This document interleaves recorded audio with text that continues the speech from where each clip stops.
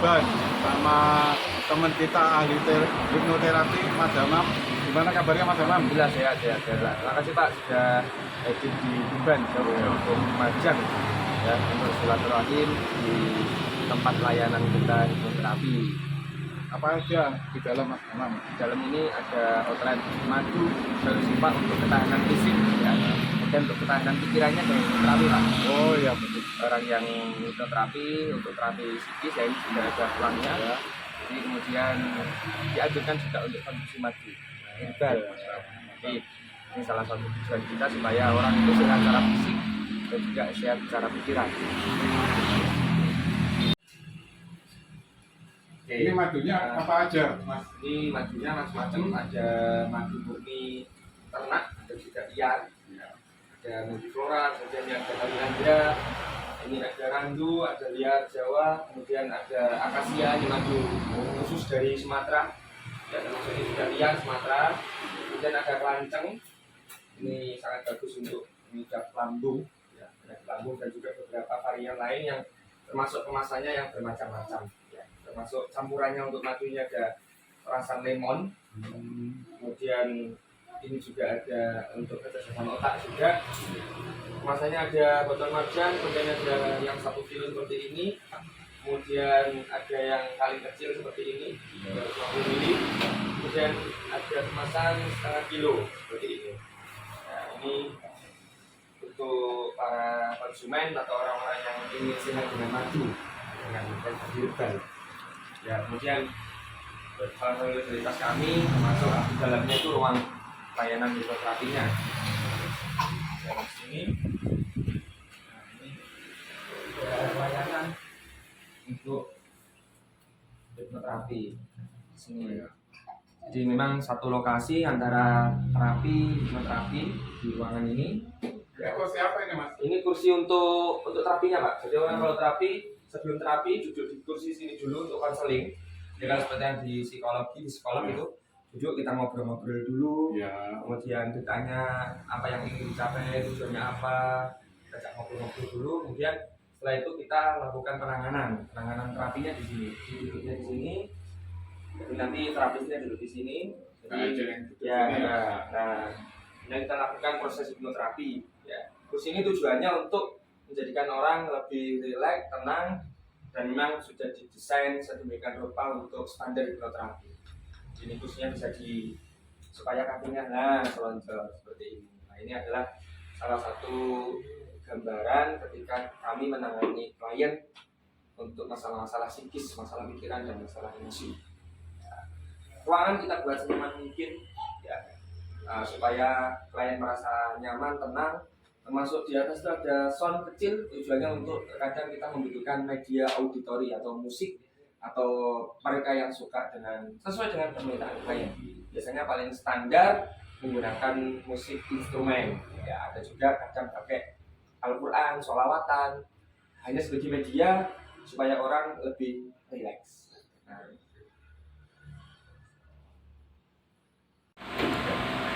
Ya, ini kita sekarang bersama Pak Hamam, beliau pimpinan Memori Indonesia Group, salah satunya yang bergerak di bidang hipnoterapis sama ini penanggulangan trauma healing untuk korban bencana yang butuh perhatian khusus di sisi psikisnya. di psikisnya.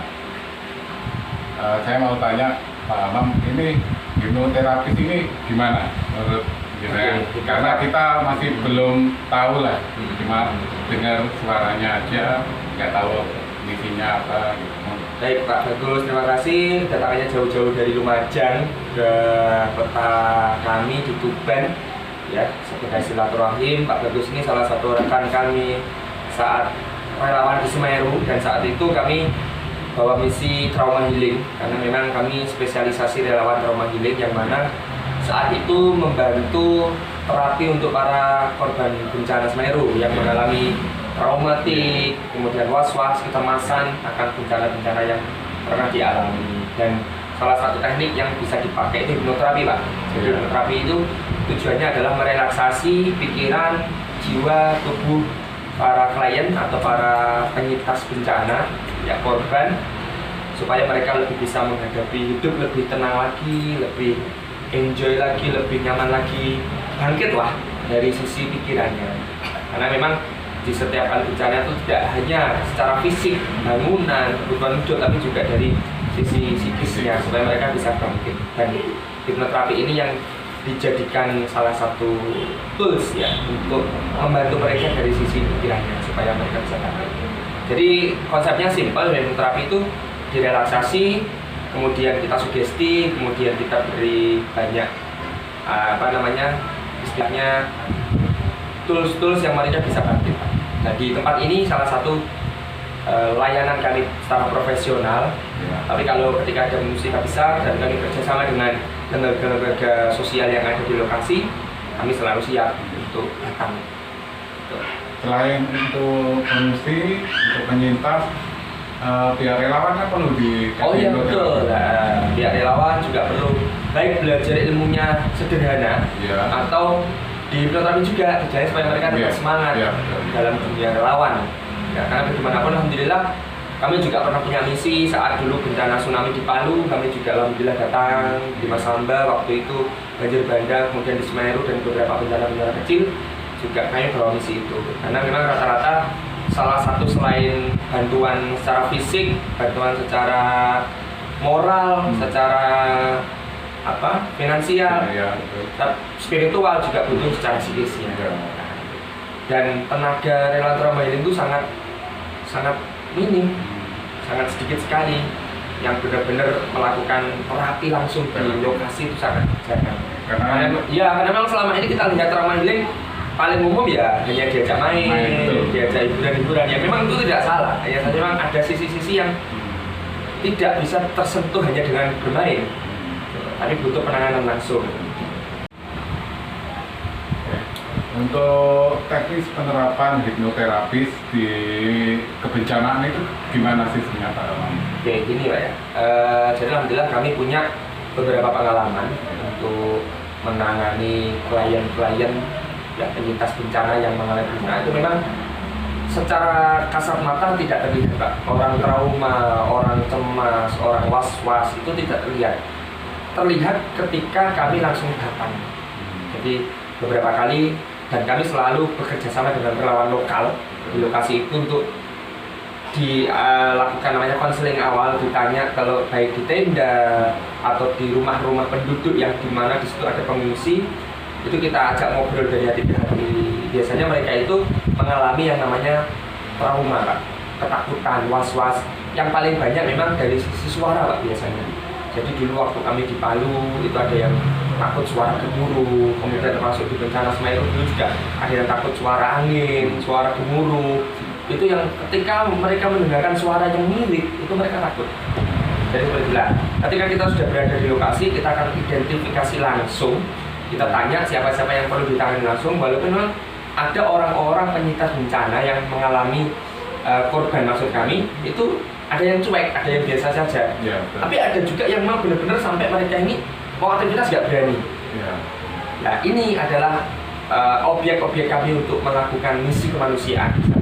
Jadi mulai dari anak kecil, kemudian mulai anak remaja, dewasa, itu hampir bisa dikatakan 90% mengalami namanya was-was, rasa takut.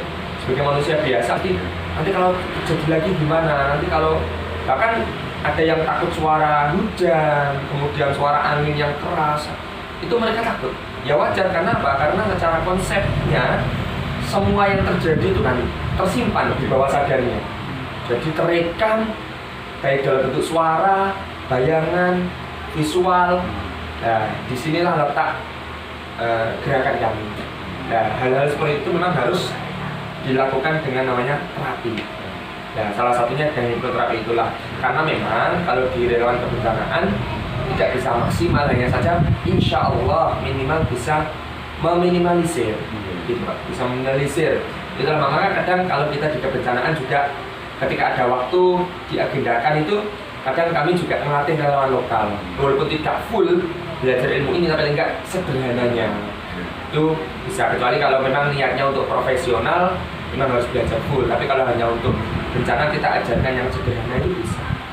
asal mereka mau praktek. Berarti misalnya dari teman-teman posko mana atau relawan dilatih, mana iya. ingin dilatih bisa menghubungi. Bisa ya, hanya saja memang yang paling sederhana karena memang ilmu ini terus berkembang, Iya. ya berkembang. Jadi paling nggak dasarnya sudah tahu, insya Allah bisa selama mereka bisa mempraktekkan. Gitu sih. Nah, itu untuk yang di segi kebencanaan. Kalau Iya. yang dari segi pendidikan, mungkin untuk anak-anak Oh iya, sekolah itu bisa. gimana, Pak? Bisa termasuk untuk pendidikan untuk anak-anak supaya dia semangat belajar, Iya. termasuk anak-anak baik untuk meningkatkan sesuatu yang positif atau merilis sesuatu yang negatif, atau meningkatkan sesuatu yang tadi meningkatkan semangat belajar, kemudian kenyamanan di sekolah. Kalau untuk merilis hal negatif ya sama halnya ketika anak dia nggak mau sekolah, anak mau ke sekolah nggak mau ngaji, trauma pelajaran tertentu, baik nggak suka pelajarannya atau nggak suka gurunya, Iya, gitu kan. betul. Ini juga salah satu aplikasi kita karena memang hipnoterapi itu aplikasinya bisa ke pendidikan, kesehatan mental yang paling banyak seperti itu. Jadi kalau begini Pak, kalau ya, misalnya saya dari Lumajang, ada beberapa lembaga ingin hipnoterapis, apa bisa mengundang Bapak? Oh bisa Pak, justru karena memang kami punya misi mengedukasi hipnoterapi ini di seluruh Indonesia. Kebetulan kami juga sering ngisi pelatihan bahkan sampai luar pulau, Oh gitu. sampai luar, sampai ke beberapa kota, beberapa daerah. Tujuannya mengedukasi masyarakat tentang hipnoterapi. Karena kalau secara umum hampir semua orang itu berhubungan dengan ilmu ini, Pak. Untuk pemberdayaan dirinya, ya baik untuk dunia kesehatan, dunia pendidikan, itu sangat dibutuhkan. Dunia bisnis, karyawan, perusahaan itu memang sangat dibutuhkan ilmu ini. Salah satu tujuannya ya untuk supaya orang itu bisa lebih optimis, lebih semangat. Dari sisi apa? Sisi pikirannya. Karena pikiran bawah sadar itu kan menyimpan banyak hal, negatif, positif semuanya masuk. Nah, ketika seseorang tidak bisa memfilter, maka khawatirnya ketika banyak yang negatif yang masuk itu juga bisa menurunkan produktivitas SDM Pak secara umum. Apalagi makanya kalau kita di kebencanaan itu masya Allah fenomena bahwa keluhan pikiran itu sangat realitas sekali Pak, sangat realitas dan ada, bukan ada lagi, banyak banget. Tuh, makanya kami di Memori Indonesia Group, salah satu program bidangnya di hipnoterapi, kami punya misi setiap kali ada bencana, selama kami ada waktu, selama ada lembaga yang menggandeng kami, insya Allah kami siap untuk berkolaborasi khususnya di bidang trauma healing itu sendiri. Terima kasih Pak atas waktu wawancara. Terima kasih. Ya itulah teman-teman, ini wawancara saya dengan Mas Gambang Rosadi, yaitu hipnoterapis profesional yang ada di Indonesia, salah satu yang ada di Indonesia. Oke. Itu dulu. Assalamualaikum warahmatullahi wabarakatuh. Waalaikumsalam.